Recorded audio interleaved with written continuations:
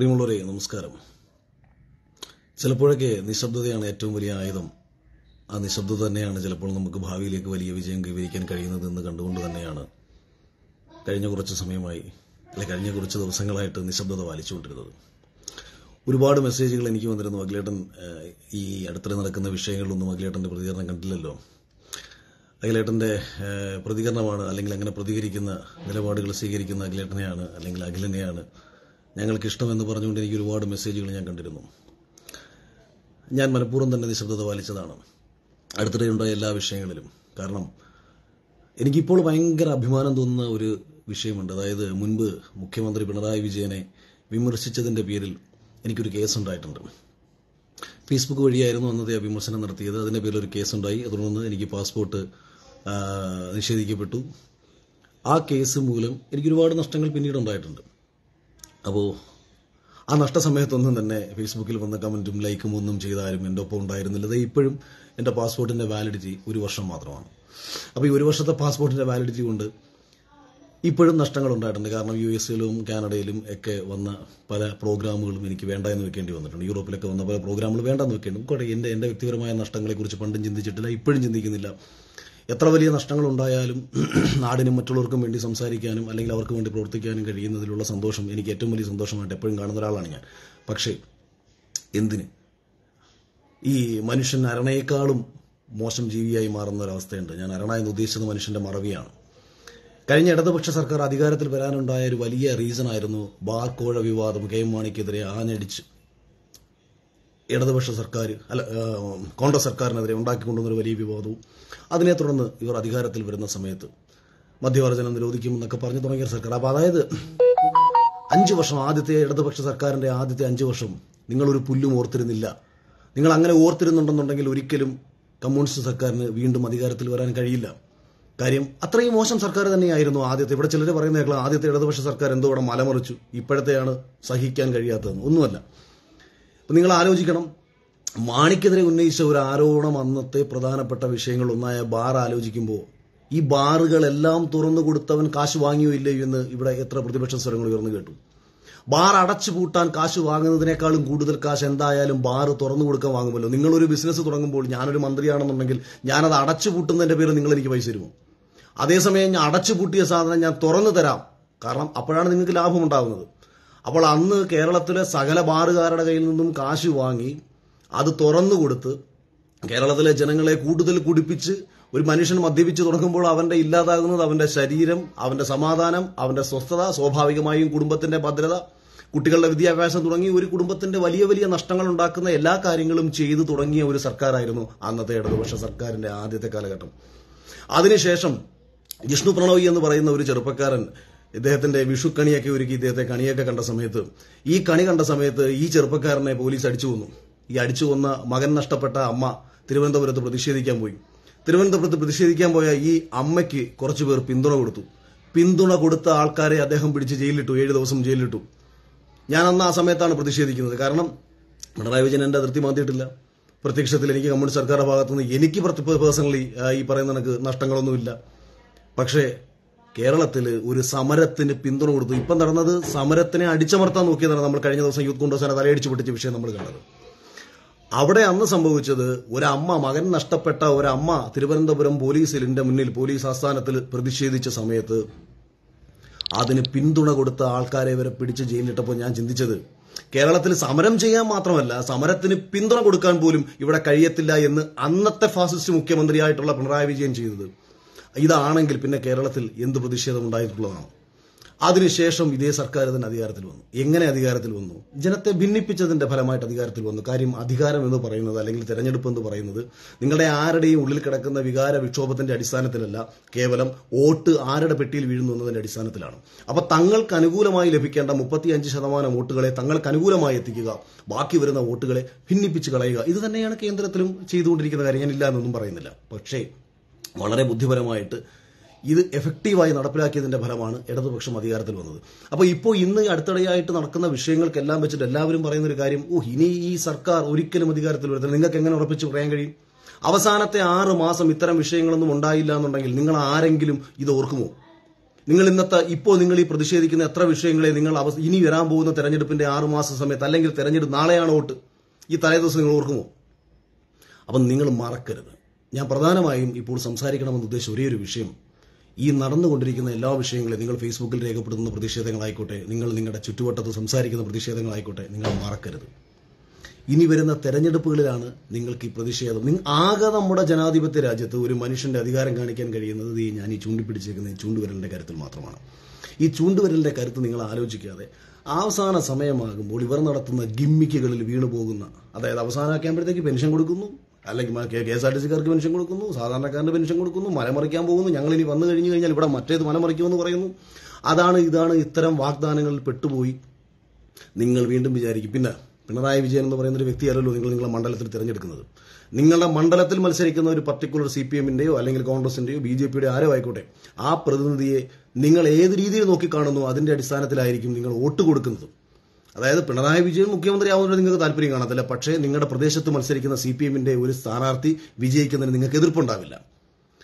കാരണം കോൺഗ്രസ് പോലൊരു രാഷ്ട്രീയ പ്രസ്ഥാനം എങ്ങനെ നശിച്ചു എന്ന് ചോദിച്ചു കഴിഞ്ഞാൽ, മുന്നോട്ട് വരാൻ ശേഷിയുള്ള സകല ചെറുപ്പക്കാരെയും പരമാവധി നശിപ്പിച്ച് പാർട്ടി സംവിധാനത്തെ തകർത്ത് മുച്ചൂടും മുടിച്ചിട്ട് അധികാരത്തിന്റെ മട്ടുപ്പാവിലിരുന്നിട്ട് മൈക്കും എടുത്തു വെച്ചും ആ ക്യാമറയുടെ മുന്നിലും മാധ്യമങ്ങളുടെ മുന്നിലും വന്നിരുന്ന് സംസാരിക്കുന്ന കുറെ കഴിവുകെട്ട നേതാക്കന്മാർ തന്നെയാണ് കോൺഗ്രസിനെ ഇന്ന് ഈ വിധത്തിലാക്കിയത്. ഇപ്പൊ ചോദിക്കും, യൂത്ത് കോൺഗ്രസുകാർ അവിടെ നവകേരള സദസ്സിൽ പ്രതിഷേധിക്കാൻ പോയി, DYFIക്കാരെടുത്തിട്ട് അടിച്ചില്ലേ? എന്താ തിരിച്ചടിക്കാത്തത്? എന്താ നീയൊക്കെ അടി കൊണ്ടുകൊണ്ട് നാടുപാടും കിടന്ന് ഓടാതെ അടിയിടാ തിരിച്ച്. എന്തിനാണ് ഈ പരാതി പറഞ്ഞുകൊണ്ട് മറ്റുള്ളവരുടെ മുമ്പിൽ കിടന്ന് കരയുന്നത്? പോലീസല്ലല്ലോ അടിച്ചത്. രാജ്യത്തെ നിയമം കയ്യിലെടുക്കാൻ, സംസ്ഥാനത്ത് നിയമം കയ്യിലെടുക്കാൻ ശേഷിയുള്ളത് കേരളത്തിലെ പോലീസുകാർക്കാണ്. പോലീസിനെ തിരിച്ചടിച്ചാൽ പറയാം, ശരി അത് മോശമാണെന്ന് പറയാം, കാക്കിയിട്ടൊരു ഉദ്യോഗസ്ഥൻ അവന്റെ ഡ്യൂട്ടി ചെയ്യുമ്പോൾ നിങ്ങൾ തിരിച്ചു ഉപദ്രവിച്ചു എന്ന് പറയാം. ഇതൊന്നുമില്ലാത്ത അവിടെ ഭാഗമാകേണ്ടത് സർക്കാരിന്റെ പരിപാടി എന്നാണ് മുഖ്യമന്ത്രി പറഞ്ഞത്. സർക്കാരിന്റെ പരിപാടിയാണെന്നുണ്ടെങ്കിൽ DYFI അവിടെ പ്രൊട്ടക്ഷൻ എടുക്കേണ്ട കാര്യമില്ല. പാർട്ടി പരിപാടിയാണെന്നുണ്ടെങ്കിൽ അദ്ദേഹം ഒരു തെറ്റുമില്ല. അപ്പോൾ പാർട്ടി പരിപാടി അല്ലാത്തൊരു പരിപാടിയിൽ DYFIക്കാരന്റെ അടിയും കൊണ്ടിട്ട് വഴി കിടന്ന് മോങ്ങാതെ തിരിച്ചടിക്കടാ. ഇനി നീ അടികൊണ്ട ഓരോരുത്തർക്കും വേണ്ടിയിട്ട് ഫേസ്ബുക്കിൽ പോസ്റ്റ് ഇടുന്ന ഒരുവൻ എന്ത് സപ്പോർട്ടാണ് നിങ്ങൾക്ക് തരുന്നത്? ഒരു സപ്പോർട്ടും അല്ല. ഇവിടെ ഇസ്രായേലും പാലസ്തീനും തമ്മിൽ വിഷയം വന്ന സമയത്ത് പലരും എന്നോട് ആ സമയത്തും ചോദിച്ചു, അഖിലേട്ടാ എന്താ ഞാൻ പിന്തുണ പ്രഖ്യാപിക്കുക, എന്ത് പ്രയോജനം? ഞാൻ പാലസ്തീന് പൂർണ്ണ പിന്തുണ കൊടുക്കാം, അല്ലെങ്കിൽ ഇസ്രായേലിന് പൂർണ്ണ പിന്തുണ കൊടുക്കാം, എന്ത് പ്രയോജനം? അവിടെ കിടന്ന് അടികൊള്ളുന്നവനും അവിടെ കിടന്ന് ജീവൻ നഷ്ടപ്പെട്ടവനും കുടുംബമില്ലാതാവുന്നവനും പെരുവഴിയിലാക്കപ്പെട്ട അനാഥ കുട്ടികൾക്കും വേണ്ടിയിട്ട് ഇവിടുത്തെ ഇടതുപക്ഷ സർക്കാർ എന്ത് ചെയ്യുന്നു? നീയൊക്കെ വണ്ടി വിളിച്ച് ഇസ്രായേലിൽ പോടാ, അവിടെ പോയി കിടന്ന് സപ്പോർട്ട് കൊടുക്കും, പാലസ്തീനിൽ പോയി സപ്പോർട്ട് കൊടുക്കണം. ഇപ്പൊ എന്റെ അയൽപ്പക്കത്ത് എന്റെ ഒരു സുഹൃത്ത്, ഞാനിപ്പോ ഉദാഹരണത്തിന് ഞാൻ ദുബായിൽ നിൽക്കുകയാണ്, അല്ലെങ്കിൽ ഞാൻ കണ്ണൂർ നിൽക്കുകയാണ്, കൊട്ടാരക്കരയിൽ എന്റെ ഒരു സുഹൃത്ത് വിളിച്ചു, അളിയാ ഒരു രക്ഷയില്ല, അയൽക്കാരൻ എന്നെ വീട്ടിൽ കയറി അടിച്ചുകൊണ്ടിരിക്കുക, ഉണ്ടാ ഞാൻ പിറ്റേന്ന് ഫേസ്ബുക്കിൽ പോസ്റ്റ് ഇടുക. എന്റെ അയൽക്കാരൻ കാണിക്കുന്ന മര്യാദകേടിനോട് എനിക്ക് ഒരു രീതിയിൽ യോജിക്കാൻ കഴിയുന്നില്ല. അവൻ ഞാൻ തെമ്മാടിത്തരം അവസാനിപ്പിക്കണം. ഞാൻ പൂർണ്ണ പിന്തുണ എന്റെ സുഹൃത്തിന്. അവൻ വീണ്ടും കിടന്ന് അടികൊള്ളുന്നതല്ലാതെ അവന് ഒരു ഗുണവും ഉണ്ടാവത്തില്ല. പകരം ഞാൻ എന്താ ചെയ്യേണ്ടത്? ഞാൻ അവന്റെ വീട്ടിൽ പോകണം, അവന്റെ ഒപ്പം നിൽക്കണം, ഒന്നുകിൽ അടി കൊള്ളണം, അല്ലെങ്കിൽ അവനൊപ്പം നിന്ന് തിരിച്ചടിക്കണം. അല്ലാതെ പ്രാക്ടിക്കലി എന്തെങ്കിലും പറയാനുണ്ടോ? ഇത് തന്നെയാണ് നമുക്കെല്ലാം നമ്മുടെ ചുറ്റുവട്ടത്ത് മൊത്തം സംഭവിച്ചുകൊണ്ടിരിക്കുന്ന പ്രധാനപ്പെട്ട പ്രശ്നങ്ങളെന്ന് പറയുന്നത്. നമ്മുടെ പിന്തുണ പലപ്പോഴും സോഷ്യൽ മീഡിയ, ഇപ്പം സകല ഓൺലൈൻ ചാനലുകാരും ഒരു പാവപ്പെട്ട ഒരു ബസ്സുകാരന്റെ പുറകെയാണ്. ഇതെല്ലാം കഴിഞ്ഞ് ഈ വിഷയം കഴിയും. ഈ ഒരു സോഷ്യൽ മീഡിയയിലെ ഒരു വൈറൽ ഇമ്പാക്ട് ഒരാഴ്ച കഴിയുമ്പോൾ അവസാനിക്കും, പുതിയ വിഷയം വരും. പാമ്പ് ചേർത്ത വാർത്ത പരുന്ത് ചാവും വരെ, പരുന്ത് ചേർത്ത വാർത്ത എന്ന് പറയുന്ന പഴയ ഒരു സിനിമയിലെ ഡയലോഗുണ്ട്. വാർത്തകളുടെ ഈ സോഷ്യൽ മീഡിയ ട്രെൻഡിങ്ങുകൾക്ക് പിന്നാലെ ഓടിയാലൊന്നും നമ്മുടെ നാട്ടിൽ ഒരു മാറ്റം ഉണ്ടാവില്ല. അതുകൊണ്ടാണ് ഞാൻ തലക്കെട്ടെഴുതിയത് പൂച്ചയ്ക്ക് 6 മണി കെട്ടും. ലോകത്ത് ഇല്ലാതായിട്ടുള്ള എല്ലാ കമ്മ്യൂണിസ്റ്റ് സർക്കാരുകളുടെയും പൊതു സ്വഭാവം തന്നെയാണ് പിണറായി വിജയൻ നടപ്പിലാക്കിക്കൊണ്ടിരിക്കുന്നത്. കഴിഞ്ഞ ദിവസം ഞാൻ എൻ്റെ ഒരു അടുത്ത സുഹൃത്തിനോട് സംസാരിച്ചു. അവൻ കമ്മ്യൂണിസ്റ്റ് പാർട്ടിയുടെ ലോക്കൽ കമ്മിറ്റി അംഗമാണ്. അവൻ എന്നോട് പറഞ്ഞത്, പാർട്ടിയെ മുച്ചൂടും മുടിക്കും, കേരളത്തിലെ അവസാനത്തെ കമ്മ്യൂണിസ്റ്റ് മുഖ്യമന്ത്രിയായിട്ട് ഞാൻ ഇരിക്കും എന്നുള്ള ദൃഢപ്രതിജ്ഞ എടുത്തിട്ടാണ് പിണറായി വിജയൻ ഭരിച്ചുകൊണ്ടിരിക്കുന്നത്.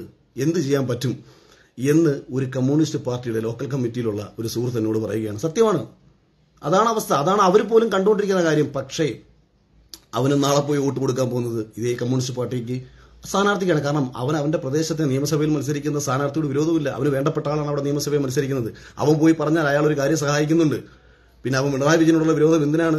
തനിക്ക് നാളെയിൽ കാണേണ്ട, തന്നെ നാളെ സഹായിക്കുന്ന ഒരു സ്ഥാനാർത്ഥിക്കെതിരെ നിൽക്കേണ്ട കാര്യം നിൽക്കില്ല. പക്ഷെ അവൻ എന്നോട് പേഴ്സണലി പറഞ്ഞൊരു കാര്യം, ഈ മുഖ്യമന്ത്രി ഇങ്ങനൊരു തീരുമാനമെടുത്ത്, കാരണം അവന്റെ ഒരു വിഷമം പറഞ്ഞാണ് കാര്യം, അവൻ ആ പാർട്ടിക്കാരനാണ്. ഇത് ഒരുപാട് പാർട്ടിക്കാരും ചിന്തിക്കുന്ന കാര്യമാണ്.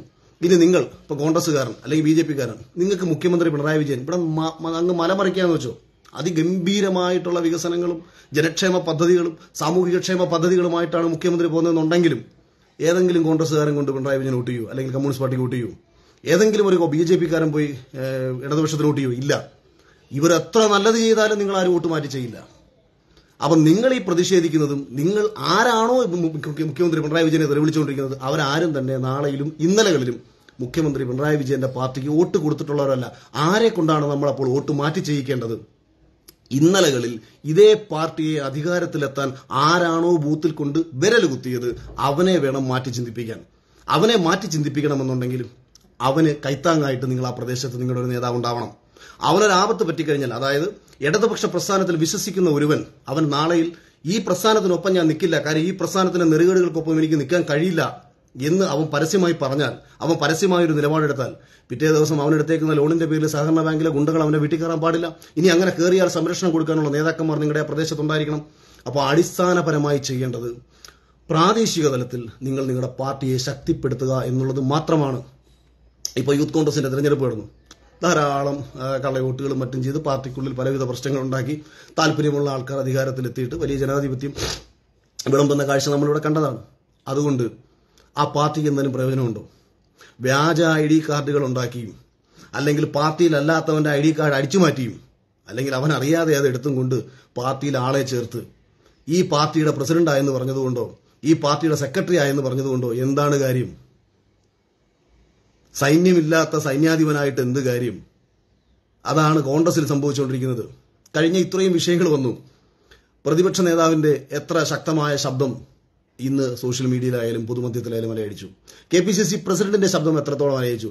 ഇവിടെ നമ്മൾ കേട്ടതും നമ്മൾ പുറകെ കൂടിയതും മുഴുവൻ മറിയാമ്മ എന്ന് പറയുന്ന ഒരു അമ്മുമ്മ എന്ന് വിളിക്കാം, 87 വയസ്സുകാരിയുടെ മനോധൈര്യവും, അല്ലെങ്കിൽ ഒരു ഭാഗം തളർന്നുപോയ ഒരു വ്യക്തി സ്വന്തം കാര്യത്തിന് വേണ്ടിയിട്ടാണ്. എനിക്കതിനോട് പൂർണ്ണമായി യോജിപ്പൊന്നുമില്ല. ഇപ്പോൾ റോബിൻ ബസിന്റെ വിഷയങ്ങളോട് എനിക്ക് പൂർണ്ണമായി പേഴ്സണലി യോജിപ്പൊന്നുമില്ല. കാര്യം പൊതുഗതാഗത സംവിധാനത്തെ വെല്ലുവിളിച്ചും ഒരു സിസ്റ്റത്തിനെതിരെ അനാവശ്യമായ എതിർപ്പുകൾ ഉയർത്തിക്കൊണ്ടും വ്യക്തിപരമായിട്ടുള്ള നേട്ടത്തിന് പിന്നാലെ ഇവിടുത്തെ ജനങ്ങൾ ഓടുന്നുണ്ട്. എനിക്ക് പേഴ്സണലി യോജിപ്പൊന്നുമില്ല. പക്ഷേ എന്നിരുന്നാലും അദ്ദേഹം തിരിച്ചു നടത്തിയ ആ ഒരു പ്രതിഷേധ നീക്കം, അതിനെതിരെ സംഘടിപ്പിച്ച സമരങ്ങൾ, അതിനെതിരെ തനിക്കൊപ്പം ആളെ കൂട്ടാൻ അദ്ദേഹത്തിന് കഴിഞ്ഞ കാര്യങ്ങൾ, ഇതൊക്കെ തന്നെ മഹനീയമായ കാര്യങ്ങളാണ്, മഹത്തരമാണ്.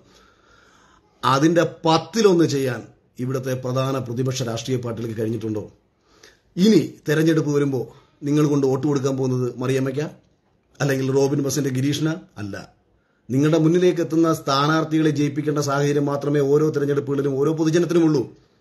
അപ്പോൾ അതിന് വേണ്ടത് വിശ്വസിക്കാൻ കൊള്ളാവുന്ന പ്രദേശം, വിശ്വസിക്കാൻ കൊള്ളാവുന്ന ചെറുപ്പക്കാരെ, വിശ്വസിക്കാൻ കൊള്ളാവുന്ന നേതാക്കന്മാരെ ഓരോ പ്രദേശത്തും ഉണ്ടാവണം.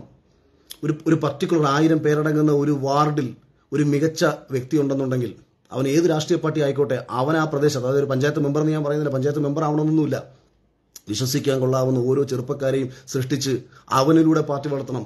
അവന് സംസാരിച്ചാൽ അവനെ വെട്ടിയൊതുക്കുന്ന രാഷ്ട്രീയ പ്രസ്ഥാനത്തിന് എങ്ങനെ മുന്നോട്ട് പോകാൻ കഴിയും? അപ്പോൾ ഇവിടെ പൂച്ചയ്ക്ക് ആര് മണികെട്ടും എന്ന് ഞാൻ ആദ്യം ചോദിച്ചതിനുള്ള പ്രസക്തിയാണ്. ഇനി വരാൻ പോകുന്ന തെരഞ്ഞെടുപ്പിൽ, ഇപ്പോഴത്തെ ലോക്സഭാ തെരഞ്ഞെടുപ്പിൽ, കാലങ്ങളായി ലോക്സഭാ തെരഞ്ഞെടുപ്പിൽ കമ്മ്യൂണിസ്റ്റ് പാർട്ടിക്ക് വലിയ സ്വാധീനമൊന്നും ചെലുത്താൻ കഴിഞ്ഞിട്ടില്ല. 2002 മാത്രമാണ്, ഓർമ്മ ശരിയാണെങ്കിൽ 2004 മാത്രമാണ് ഇടതുപക്ഷത്തിന് ഇവിടെ വലിയൊരു വിജയം കൈവരിക്കാൻ കഴിഞ്ഞത്. അല്ലാതുള്ള എല്ലാ ലോക്സഭാ തെരഞ്ഞെടുപ്പെടുത്ത് നോക്കിക്കഴിഞ്ഞാൽ നമുക്ക് മനസ്സിലാക്കാവുന്ന കാര്യം, ലോക്സഭയിൽ, അതായത് ഇന്ത്യ കേന്ദ്ര തെരഞ്ഞെടുപ്പുകളിൽ ഇവർക്ക് വലിയ പ്രാധാന്യമൊന്നുമില്ല. അത് ഇപ്പോൾ തീരെയില്ല. അതുകൊണ്ട് തന്നെ ഈ വരാൻ പോകുന്ന ലോക്സഭാ തെരഞ്ഞെടുപ്പിൽ 20 സീറ്റിൽ തോറ്റാലും അത്ഭുതപ്പെടാനൊന്നുമില്ല. അത് കോൺഗ്രസിന്റെ വലിയ മിടുക്കായിട്ട് എനിക്ക് വ്യാഖ്യാനിക്കാനും കഴിയില്ല. 20 സീറ്റും ഒരുപക്ഷെ ഈ പറഞ്ഞ ഐക്യ ജനാധിപത്യ മുന്നണി വിജയിച്ചേക്കാം. പക്ഷെ അതൊന്നും ഇവരുടെ വലിയ നേട്ടമല്ല. സ്വാഭാവികമായിട്ട് ഒരു മനുഷ്യന്റെ ഉള്ളിൽ ഞങ്ങൾ എന്തിനാണ് ലോക്സഭയിൽ ഒരു കമ്മ്യൂണിസ്റ്റ് പാർട്ടിക്കാരനെ തിരഞ്ഞെടുത്ത് വിടുന്നത്? അവിടെ പോയാലും രാഹുൽ ഗാന്ധിയുടെ പുറകെ പോയിരിക്കാനുള്ള യോഗമല്ലേ ഉള്ളൂ. രാഹുൽ ഗാന്ധി ജയിച്ചാൽ മഹാഭാഗ്യം. അപ്പോൾ ഈ ഒരു ചിന്തയുമായി ജീവിക്കുന്ന ഒരുവന് തീർച്ചയായിട്ടും ഈ വരുന്ന ചിന്ത, ലോക്സഭയിൽ ഞങ്ങൾ വോട്ട് എന്തായാലും കമ്മ്യൂണിസ്റ്റ് പാർട്ടിക്ക് കൊടുക്കുന്നില്ല, കോൺഗ്രസിന് കൊടുത്തേക്കാമെന്ന് ചിന്തിക്കും. നിയമസഭാ തെരഞ്ഞെടുപ്പ് വരുമ്പോഴാണ് നമ്മളിവിടെ അനുഭവിച്ചുകൊണ്ടിരിക്കുന്ന എല്ലാ പ്രശ്നങ്ങൾക്കും കാരണം നിയമസഭാ തെരഞ്ഞെടുപ്പിലെ ജനത്തിന്റെ ചിന്തയാണ്. ഈ ചിന്ത 5 വർഷങ്ങൾ കഴിയുമ്പോഴും ഇന്ന് നിങ്ങളീ കാണിക്കുന്ന പ്രതിഷേധം ഉണ്ടാകണമെങ്കിൽ ഇനി ഒരു തെരഞ്ഞെടുപ്പ് വരുന്ന സമയത്ത് വെറുതെ ഫേസ്ബുക്കിൽ ഓരോ വർഷവും നിങ്ങൾ തന്നെ നടത്തിയ പ്രതിഷേധങ്ങളെ വെറുതെ ഒന്ന് സ്ക്രോൾ ചെയ്ത് നോക്കുക. ആ സ്ക്രോളിങ്ങിൽ വേണം നിങ്ങൾ ചിന്തിക്കാൻ. ഞാൻ അത് പറയാൻ വേണ്ടിയാണ് വന്നത്. ഇവിടെ നടന്നുകൊണ്ടിരിക്കുന്ന നവകേരള സദസ്സ് നടക്കട്ടെ, പിണറായി വിജയൻ പരമാവധി ഭരിക്കട്ടെ. പിണറായി വിജയൻ എത്രത്തോളം ഈ രീതിയിൽ ഭരിക്കുന്നോ അത്രത്തോളം ഈ പാർട്ടി മുടിഞ്ഞു പോകാൻ ഇതിൽ കൂടുതലൊന്നും നിങ്ങൾ ആരും ചെയ്യേണ്ട കാര്യമില്ല. ഇവിടെ കോൺഗ്രസ് ഒന്നും ചെയ്തിട്ടുണ്ട്. കാര്യം കോൺഗ്രസ്സുകാർ, ഇപ്പം ഞാൻ പറയുകയാണ്, കോൺഗ്രസ്സുകാർ നിങ്ങൾ ഒരു പ്രതിഷേധവും നടത്തിയില്ലെന്ന് വെച്ചോളൂ, ഒരു പ്രതിഷേധവും നിങ്ങൾ നടത്തിയില്ലെന്ന് വെച്ചോളൂ. നിങ്ങൾ നാളെ പോയിട്ട് ഒരിക്കലും കമ്മ്യൂണിസ്റ്റ് പാർട്ടിക്ക് വോട്ട് കൊടുക്കില്ല, നിങ്ങൾ നിങ്ങളുടെ പാർട്ടിക്ക് വോട്ട് കൊടുക്കും.